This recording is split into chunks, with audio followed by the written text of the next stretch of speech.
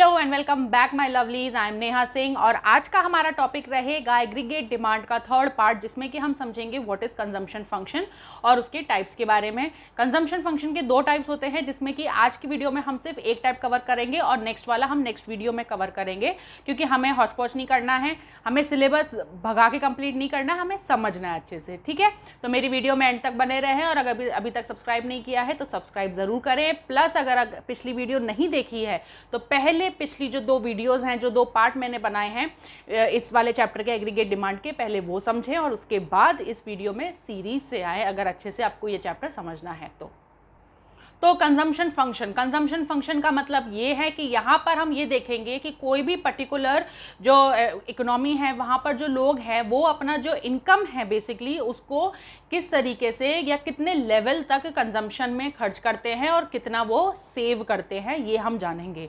यानी कि हम इसमें एक फंक्शनल रिलेशनशिप देखते हैं नेशनल इनकम और कंजम्पशन के बीच का। ठीक है, अगेन मैं समझा देती हूँ। कंजम्पशन फंक्शन का मतलब होता है कि हम यहाँ पर ये जानते हैं कि किसी भी इकोनॉमी के जो लोग हैं, जो इनकम कमा रहे हैं, वो अपना जो इनकम है, जो पैसा है, उसको किस तरीके से कितने लेवल तक कंजम्पशन में खर्च करना पसंद करेंगे। फॉर एग्जाम्पल, अगर कोई 100 रुपीज़ कमा रहा है तो हर किसी की एबिलिटी या शौक के हिसाब से वो 80 रुपीज़ भी हो सकता है कंज्यूम करे, 60 रुपीज़ भी हो सकता है कंज्यूम करे, और हो सकता है पूरे 100 के 100 वो कंज्यूम करे और कुछ भी सेव ना करे। तो हम यही बिहेवियर को, जो इकोनॉमी के जो लोग हैं या पूरी इकोनॉमी की, यही बिहेवियर को हम समझते हैं कंजम्पशन फंक्शन में। ठीक है, अब हम देख लेते हैं इसका अच्छे से मीनिंग क्या होता है।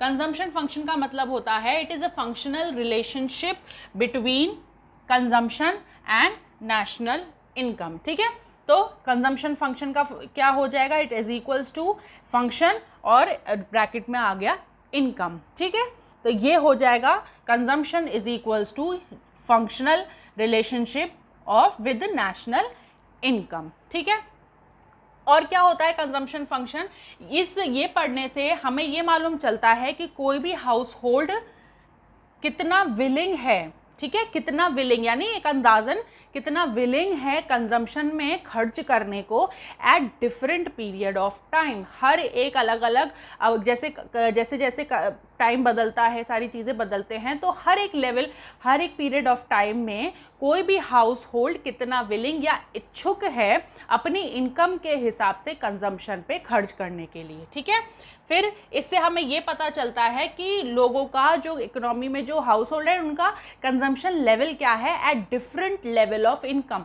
जैसे कि हमने लास्ट वाली वीडियो में भी जाना था, इनकम धीरे धीरे बढ़ रही थी तो उसके हिसाब से हमारा कंजम्पशन भी बढ़ गया था। तो हर इनकम लेवल पे, डिफरेंट इनकम लेवल पे जो कंजम्पशन लेवल है वो हम कंजम्पशन फंक्शन से समझते हैं।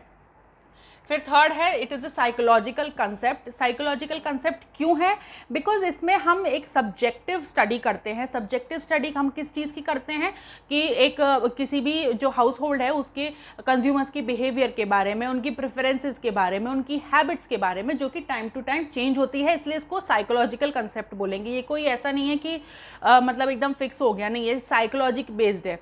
ठीक है, किसी की अभी उसको पसंद है कि नहीं भाई, उसको किसी भी एक पर्टिकुलर स्टाइल का कोई ड्रेस चाहिए, अभी उसको हाल फिलहाल ट्रेंड के हिसाब से वो अच्छा लग रहा है, फिर कल को वो नहीं अच्छा लगेगा, ऐसा कुछ फिक्स नहीं है। तो ये साइकोलॉजिकल बेस्ड कॉन्सेप्ट होता है।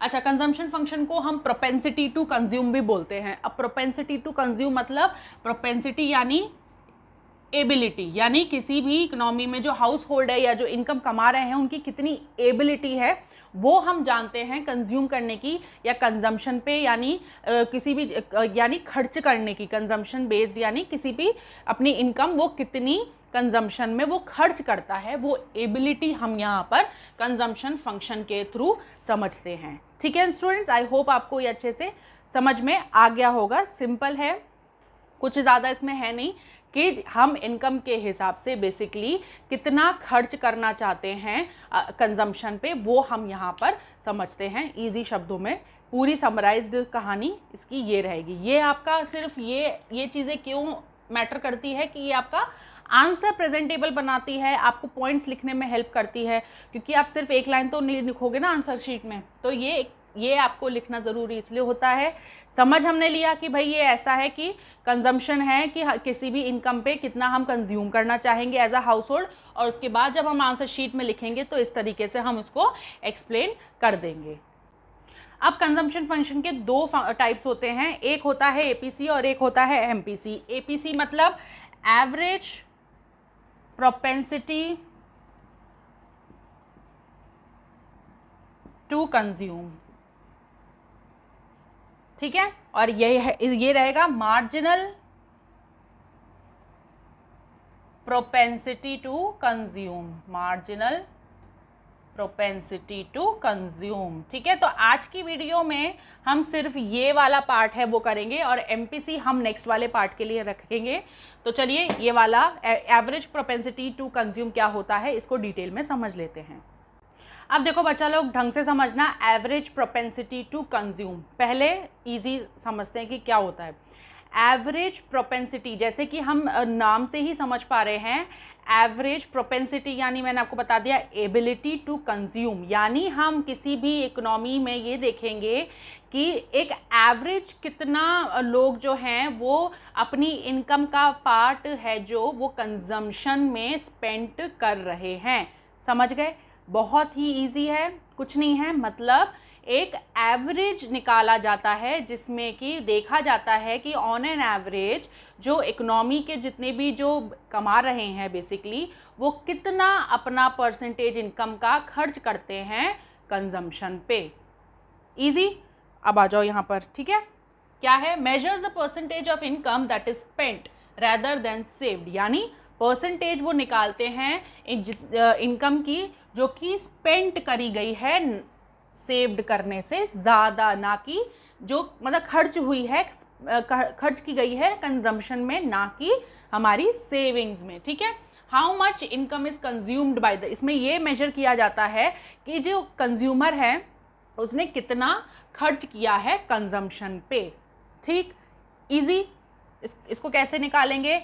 APC is equals to consumption upon income. Simple है, जो एवरेज का नॉर्मल जो फॉर्मूला होता है, किसी भी हम एवरेज निकालते हैं तो क्या करते हैं, टोटल अपॉन जो नंबर होता है उसका वो अपॉन कर देते हैं। मीन जानते हैं ना, एवरेज निकालते हैं जब एवरेज तो कैसे निकालते हैं, मीन ऐसे ही तो निकालते हैं। तो जो कंजम्पशन है अपॉन जो इनकम है वो कर देंगे तो हमारा एवरेज जो एबिलिटी है जो कंज्यूम किया है वो निकल के आ जाएगी। अब ये कोई भी एक इंडिविजुअल फाइंड आउट करेगा तो वो क्यों करेगा, वो ये देखना चाहने के लिए कर सकता है कि भाई मेरा पैसा कहाँ कहाँ खर्च हो रहा है, उसको समझ में नहीं आ रहा है, तो वो ऑन एन एवरेज वो निकाल सकता है इस तरीके से कि जो मेरी कमाई थी वो कहाँ कहाँ मैंने खर्च करी है, तो उसका एक एवरेज निकालना चाहे तो एक इंडिविजुअल इसको निकाल सकता है। अब कोई इकोनॉमिस्ट है वो क्यों इसकी हेल्प लेगा एपीसी की, वो इसलिए निकालना चाहेगा, वो ये जानना चाहेगा कि भाई जो इकोनॉमी है उसमें जो लोग हैं उनकी जो कंजम्पशन हैबिट्स हैं बेसिकली वो क्या है, ठीक है, कि वो अपना जो इनकम है वो कितना परसेंटेज वो कंजम्पशन में वो खर्च करते हैं। इकोनॉमिस्ट ये जानने के लिए भी एवरेज प्रोपेंसिटी टू कंज्यूम जो है उसका इस्तेमाल करते हैं। यहाँ तक समझ में आ गया?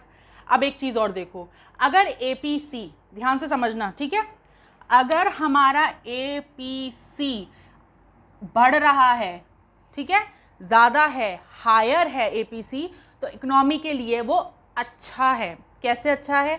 एपीसी हायर है यानी लोग ज़्यादा से ज़्यादा खर्च कर रहे हैं, ज़्यादा से ज़्यादा कंज्यूम कर रहे हैं, ज़्यादा से ज़्यादा कंज्यूम कर रहे हैं यानी प्रोडक्शन अच्छा हो रहा है, प्रोडक्शन अच्छा हो रहा है तो यानी जो नंबर्स ऑफ एम्प्लॉयमेंट है वो ज़्यादा हो, क्योंकि भाई प्रोडक्शन करेंगे तो हम लेबर भी तो लेंगे, काम भी तो बढ़ाएंगे अपना, है ना, प्रोडक्शन बढ़ाएंगे तो एम्प्लॉयमेंट बढ़ रही है, खर्चा हो रहा है, प्लस दूसरी चीज़ हमारा जो सर्कुलर फ्लो है इकोनॉमी में वो अच्छा चल रहा है। तो इसकी वजह से जब हायर कंजम्पशन होता है, हायर एपीसी होता है, तो वो इकोनॉमी के लिए अच्छा होता है, ठीक है। और अगर इसी के वाइस वर्सा एपीसी जो है वो कम है तो इसका मतलब क्या है, लोग कंजम्पशन कम कर रहे हैं और सेविंग्स ज़्यादा कर रहे हैं, यानी अपने पास बचा बचा के ज़्यादा रख रहे हैं, कंजूसी कर रहे हैं, ठीक है। तो वो क्या होगा, इकोनॉमी में वो पैसा जाने ही नहीं दे रहे, कि वो खर्च ही नहीं कर रहे, तो वो इकोनॉमी में जो सर्कुलर फ्लो है वो चल ही नहीं रहा है। जब खर्चा ही नहीं कर रहे, कोई डिमांड ही नहीं है मार्केट में किसी चीज़ की, तो प्रोडक्शन भी नहीं होगा, प्रोडक्शन नहीं होगा तो एम्प्लॉयमेंट नहीं होगा। भाई जब काम ही नहीं है तो एम्प्लॉय किसको करेंगे, ठीक है। तो ये चीज़ समझो, एपीसी बढ़ेगा हायर है तो इकोनॉमी के लिए अच्छा है, और अगर एपीसी कम हो रहा है तो इसका मतलब कंजम्पशन कम है और सेविंग्स लोगों ने ज़्यादा कर रखी है, तो वो अपनी इकोनॉमी के लिए एपीसी जो कम है वो एक नेगेटिव पॉइंट है और ऊपर वाला हायर में एक पॉजिटिव पॉइंट है। पूरी इकोनॉमी बेस्ड है प्रैक्टिकलिटी पे, कुछ भी ऐसी चीज़ नहीं है जो ऊपर ऊपर ऐसी कहानियाँ सी चल रही हैं, कुछ नहीं है। प्रैक्टिकल लॉजिक लगाओ आराम से, मतलब समझ में आ गया, उसके बाद आराम से तुम उसको प्रैक्टिकली लॉजिक लगाते चले जाओ, रिलेट करते चले जाओ और अपने आप तुम्हें एक्सप्लेनेशन समझ में आती चली जाएगी। रटने की कोशिश ना करके समझने की कोशिश ज़्यादा करें, जिससे आपके लिए हमेशा के लिए, अब समझ लिया एक बार तो आप अपने प्रैक्टिकल लाइफ से भी उसको जोड़ के एग्जाम्पल्स लिख सकते हैं, अपना आंसर शीट अच्छे से आप प्रेजेंट कर सकते हो।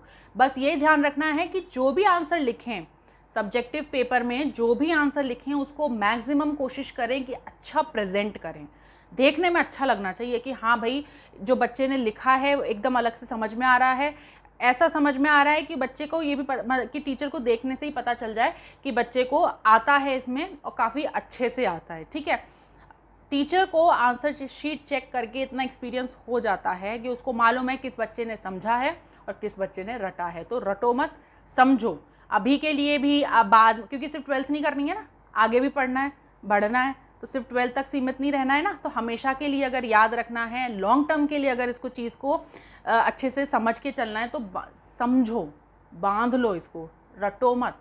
ठीक है, अब अच्छे से समझ लेते हैं लास्ट टॉपिक आज की वीडियो का। अभी समझ में आ रहा होगा ना कि मैम एक ही टॉपिक क्यों करा रही हैं, एक ही टाइप, क्योंकि एक ही में इतनी डिटेलिंग है कि दूसरे वाले को अगर मैं इसी में इंक्लूड करूँगी तो सब ऊपर से निकल जाएगा, कोई फ़ायदा नहीं है।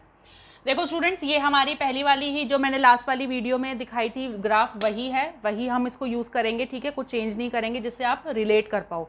अभी समझो कि मैं क्यों बोल रही थी पहली वाली वीडियो देखो, मैम कोई प्रमोट नहीं कर रही है अपनी वीडियो की, मैम ज़बरदस्ती बोल रही है भाई देख के आओ, इसीलिए क्यों, क्योंकि ये रिलेट करती है पहली वाली वीडियो से, तभी आप समझ पाओगे कि अब ये क्या हो रहा है यहाँ पर। ठीक है, समझा दिया था लास्ट वाली वीडियो में, ये बता दिया था, ये बता दिया, इसके हिसाब से सेविंग्स कैसे निकलती है वो बता दिया, सेविंग क्यों है, क्या है, नेगेटिव में क्यों है, सब लास्ट वाली वीडियो में मैंने अच्छे से समझा दिया था, तो वो देख लेना ज़रूर।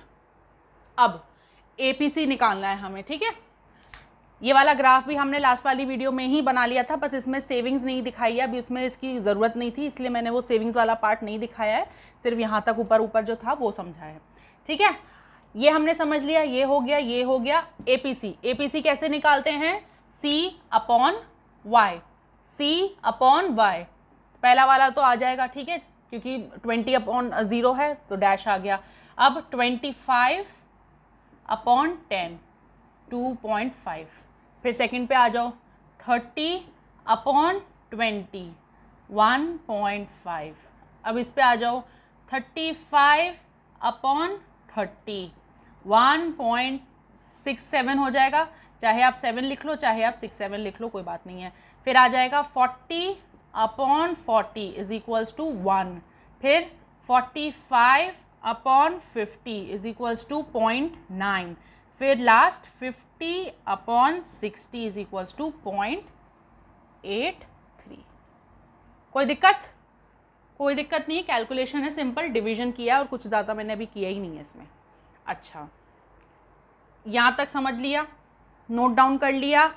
अब समझो आगे वाली चीज़, जहाँ पर ये नोट कर लेना बच्चों, ये बहुत इंपॉर्टेंट है, और प्लस आपको जो यहाँ पे जो इसकी पूरी एक्सप्लेनेशन होगी ग्राफ की वो उसमें ऐड ऑन करनी है आपको, तो अच्छे से समझ लेना। ठीक है, जहाँ जिस पॉइंट पर एपीसी इज मोर देन 1, यानी एपीसी इज मोर देन 1, वहाँ पर उस सिचुएशन में क्या है, जो हमारी कंजम्पशन है वो ज़्यादा है इनकम से। ठीक है, मैंने बता दिया था ना अच्छे से, मैंने लास्ट अभी जो हमने देखा उसमें मैंने आपको बता दिया था कि अगर एपीसी हमारी हायर साइड है, यानी कि जो कंजम्पशन है, जो इकोनॉमी के जो लोग हैं वो कंजम्पशन ज़्यादा कर रहे हैं। ठीक है, तो जहाँ पर एपीसी जो है 1 से ज़्यादा है, उसका मतलब वो हो जाएगा कि लोग अपनी इनकम से ज़्यादा खर्चा कर रहे हैं कंजम्पशन पर। ठीक है, नेक्स्ट आ जाओ, जहाँ पर एपीसी यानी ये वाला पॉइंट। फर्स्ट वाली जो स्टेज है वो ये वाला पॉइंट है जहाँ पर हमारा consumption is more than income. ठीक है, अब सेकेंड स्टेज आ जाएगी, ऐसे कर लेते हैं। सेकेंड स्टेज में जहाँ APC इज इक्वल्स टू 1, वहाँ पर consumption is equals to income, यानी जितना कमाया उतना खा लिया, यानी ये वाली स्टेज। और जहाँ पर भाई हमारी इनकम और कंजम्पशन इज इक्वल होती है, वहाँ पर जो हमारी सेविंग्स होती हैं वो हो जाती हैं ज़ीरो। और इस वाले पॉइंट को क्या बोलते हैं, लास्ट वाले में हमने समझा था, it is called as break even point. सब रिलेट है, कुछ नया नहीं है इस वाले ग्राफ में, बस ये एक APC तो निकाला है और तो कुछ किया ही नहीं है अभी तक। ठीक है, अच्छा अब थर्ड वाला समझो। जहाँ पर APC इज लेस देन 1, वहाँ पर जो हमारा कंजम्पशन है इज लेस देन इनकम, जहाँ पर हमने सेविंग्स शुरू कर दी है। ठीक है, जहाँ पर हमारी सेविंग जो है वो इंक्रीज हो गई है, तो यहाँ पर क्या हो जाएगा, कुछ नहीं होगा, यहाँ पे हमारी सेविंग शुरू हो जाएगी, यानी ये वाला पॉइंट थर्ड। ठीक है, जहाँ पर हमने सेविंग शुरू कर दी है। अब देखो ये आ गया ना, प्रूव होगी ना पहले वाली चीज़ जो थी, जहाँ पर हमारा APC जो है वो घटना शुरू हो गया, यानी लोग जो है कंजम्पशन कम कर रहे हैं और वहाँ पर लोग अब बचाना शुरू कर दिया है। तो यहाँ पर हमारा जो APC है वो कम हो रहा है, लेस देन 1 हो गया है, तो यानी हमारी जो कंजम्पशन है वो कम हो चुकी है इनकम से, लोगों ने बचाना शुरू कर दिया है, सेविंग्स शुरू कर दी है। ठीक, यहाँ तक समझ में आ गया, कोई दिक्कत नहीं है। चलो तो अब ग्राफ पे आ जाओ। ये ग्राफ भी हम समझ चुके थे, ये वाला पॉइंट कौन सा हो जाएगा, C⁻। ठीक है, यानी ऑटोनॉमस कंजम्पशन हो जाएगा, जो कि ज़ीरो पे भी हमारा जो कंजम्पशन रहता है उसको हम बोलते हैं ऑटोनॉमस कंजम्पशन। ठीक है, ये जा रही है हमारी इनकम की लाइन और ये जा रही है हमारी कंजम्पशन की लाइन। ठीक है, अच्छा अब देखो ये वाला जो पार्ट था, ये वाला पार्ट है जहाँ पर हमारी जो कंजम्पशन है वो ज़्यादा है इनकम से, कंजम्पशन है जो ज़्यादा, यानी ये वाला हो गया हमारा APC मोर देन 1। ठीक है, अब आगे आ जाओ, ये हो गया हमारा सेकंड वाला जो कि है BEP, जहाँ पर हमारा APC इज इक्वल्स टू 1, यानी consumption is equals to income. ठीक है, और हमारी जो सेविंग्स है वो है ज़ीरो। ठीक है, ये वाला तो हमने लास्ट में भी देखा था, ये वाला कौन सी स्टेज होती है, ये होती है डिससेविंग वाली, जहाँ पर हम अपने सेविंग्स में से पैसा निकाल के खर्च कर रहे हैं, तो इसलिए हमारी जो इनकम है वो माइनस में चल रही है। ठीक है, अब आ जाओ आगे, ये वाला पार्ट कौन सा हो गया, जहाँ पर हमारी जो, अब यहाँ पे देखो इनकम जो है वो बढ़ चुकी है और कंजम्पशन जो है वो कम हो चुका है, यानी हमारी consumption is less than income, यानी APC is less than 1 and savings is started, या फिर यहाँ से इंक्रीज हो रही है। ठीक है, लास्ट वाली वीडियो, लास्ट वाला ग्राफ, लास्ट वाली एक्सप्लेनेशन, बट एड ऑन क्या हो गया, APC, जो कि हमारे जो 3 पॉइंट है, less than 1, greater than 1 and equals to 1, बस ये वाला पॉइंट इसमें इंक्लूड हुआ है, कुछ ज़्यादा बड़ी चीज़ इंक्लूड नहीं करी है मैंने। ठीक है, तो ये वाली ग्राफ कैसे आप इस तरीके से समझा दोगे, ये अलग अलग आप अलग अलग पेन से अलग अलग कैसे आप करके उसको समझाओगे वो आप देख लेना, लेकिन ज़्यादा कलर मत कर देना, तो पता चला वो बेचारा समझने की जगह सर पकड़ के बैठ गया, ये क्या कर दिया। ठीक है, तो ये हो गया आपका एवरेज प्रोपेंसिटी टू कंज्यूम। अब एक चीज़ और समझ लो, अब आप बोलोगे कि मैम ग्राफ समझ में आ गया, टेबल समझ में आ गई, APC का कंसेप्ट भी समझ में आ गया, लेकिन ये कैसे पता चला कि जो हम समझना चाह रहे थे कि लोगों का क्या कंजम्पशन पैटर्न है वो कहाँ समझ में आया। तो वही तो हम समझे, कैसे समझे कि यहाँ पर ये वाली जो सिचुएशन थी, इस वाली सिचुएशन में, इस वाले टाइम पीरियड में जब इनकम लोगों की 10, 20, 30 चल रही थी, तो उस टाइम पे जो था APC हमारा ज़्यादा था।